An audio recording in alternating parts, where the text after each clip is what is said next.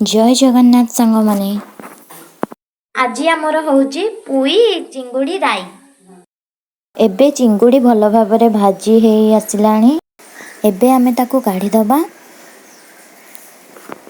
एबे आमे तेल पकेइबा। एबे फुटण पकेइबा किछि अल्प फुटण पकेइबे तापरे रसुण पकेइबे। एबे रसुण लाल हे आसिलाणी।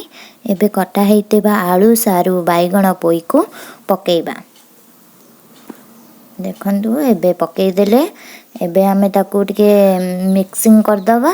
तापरे आमे ताकू एबे घोड़े दबा किछि समय पई छाड़ दबा 5 रु 10 मिनिट भी छाड़ दबा घोड़े की से सिजिया पई। एबे देखंतु घोड़ोनी आमे काढ़ी देइछु।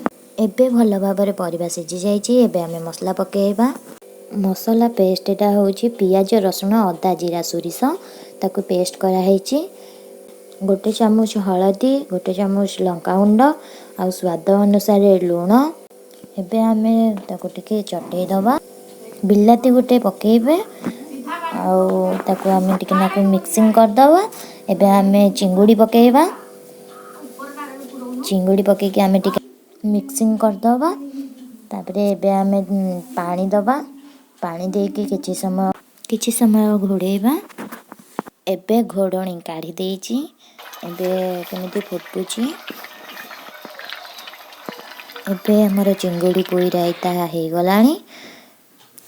देखि के तो लागुछि बहुत सुंदर लागुछि। बहुत भलो वासना भी आसुछि।